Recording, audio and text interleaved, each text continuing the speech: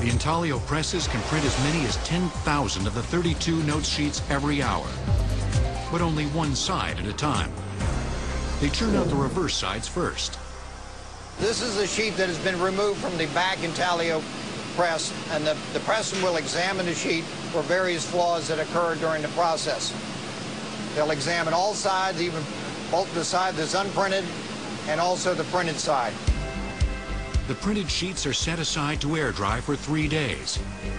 Then the front sides are printed. After another 3 days of drying, the paper is cut in half into 16 note sheets. Then, during a process called overprinting, a letterpress adds 3 crucial final touches. These are the sheets that are coming out of the delivery of the currency overprinting machine. They now have the serial numbers on them, the unique Federal Reserve seal, and also the Treasury seal. Next, the now fully printed sheets are cut into 2 note units, and then into single bills. All that's left is to band 100 notes together at a time, have an examiner give them a quick once-over, and bundle them together for shipment to the Fed.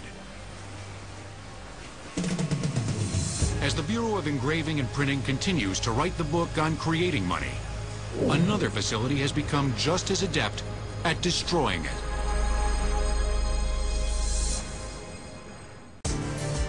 But no matter how often and how much we change our money, it'll never be safe from the copycats. There is no such thing as a counterfeit-proof note. The reality is, with enough time, resources, effort, you can duplicate or simulate any document. The technology available through consumer products, through desktop printers, through software, has brought the counterfeiter toolkit to a level of sophistication that just didn't exist 15 years ago. All you need is a finger. One finger, you push a button and a color copier, and you've got a simulated counterfeit note. Since 1865, the United States Secret Service has sought out counterfeit cash and arrested offenders. In recent years, its agents have confronted a bold new threat: counterfeit $100 bills of such high quality that they're called super notes. Most Americans could never tell the difference between a super note and the real thing. But the fakes are spotted with relative ease at the 12 branches of the Federal Reserve Bank. Authentic currency contains covert features that super notes lack, and the Fed's high-speed processing equipment automatically detects the difference. It's all part of the Federal Reserve's duty to manage the flood of newly printed and circulating currency shipped to its branches. The New York branch processes over 13 million notes every day, as electronic alternatives offer the promise of a cashless society. Today, you see much more readily the acceptance of credit cards and debit cards for low-value transactions.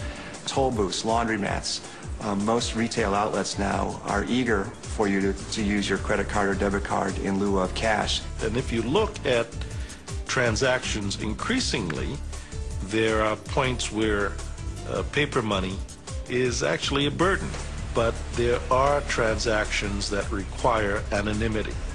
And as long as there's a need for anonymity, there will be a need for banknotes.